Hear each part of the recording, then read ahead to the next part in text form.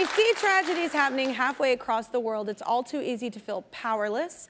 But we've seen time and time again on this show, in fact, that no matter where you are, you can make a difference.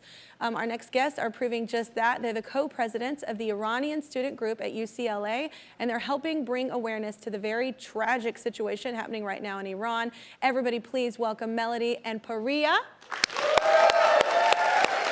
Meet Ryan, everybody. Hi, ladies. Everybody, meet everybody. So, Pariya, for those who haven't been following, can you give us kind of an overview of like what's happening in Iran? Absolutely, yeah. Thank you for asking. Yeah. So, in Iran, there is a theocratic regime, and for those of you who may not know at home, a theocratic regime is when government and religion are entangled. And so as a result, consequently, there is a headscarf mandate for women.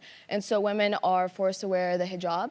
And Mahsa Amini was a Kurdish Iranian woman visiting in Iran. She had her hijab on. However, there seemed to be a few strands of hair still showing. And so the morality police took her in and allegedly beat her to death, which is very unfortunate. That was a triggering point for Iranians.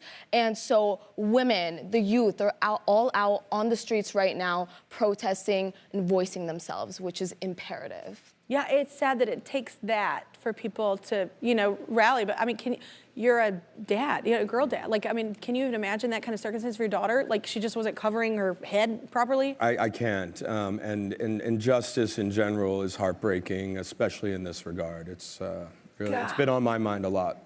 Yeah, it's hard to not, because you turn on the news and you're just like, oh, but we feel like, what can we do? So that's why we're so happy that you're here. So Melody, you actually lived in Iran for a short while, right? I did, from ages 3 to 7, actually. So the early, educational part of my life started in the Iranian education system.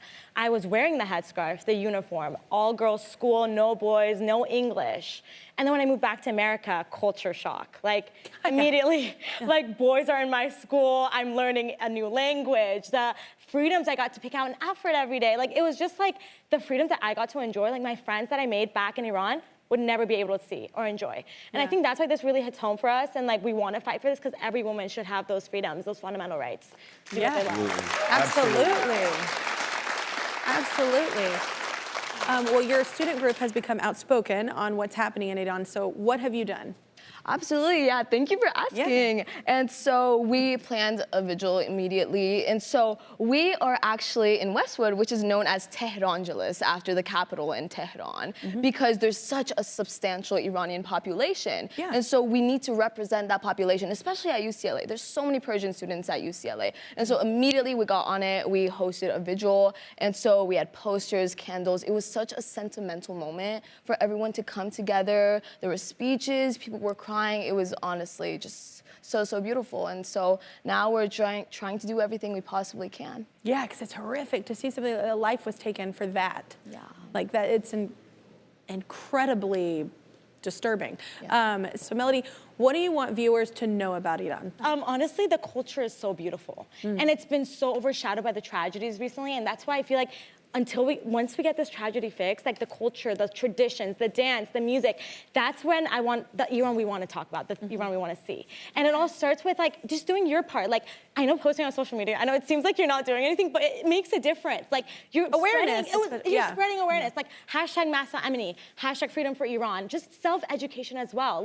Different sources that will keep you updated on what's happening on the ground in Iran with the protests. How you can help. Exactly. So just doing that will honestly just make all the difference. So we're excited. It's so cool to just see young people making change. It's so cool. Thank you. Thank you for doing it. Yeah. And it's important to constantly educate us, because people don't know sometimes, as I did not.